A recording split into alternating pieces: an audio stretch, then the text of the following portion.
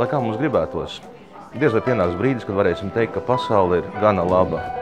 Sākot no dabas katastrofām, es nerunāju par vulkānu izvirdumiem vai zemestrīcēm, es runāju par tādām ģenētiskām katastrofām, kas viena cilvēka dzīvi var pēkšņi pārvērst ļoti sliktā dzīvē. Protams, vienmēr būs par ko žēloties, vienmēr būs par ko pārmest, bet vienmēr būs tūkstošiem veidu, kādā veidā mēs varam kaut nedaudz, kaut par milimetru, kaut par miligramu pārvērst šo dzīvi tomēr labāku.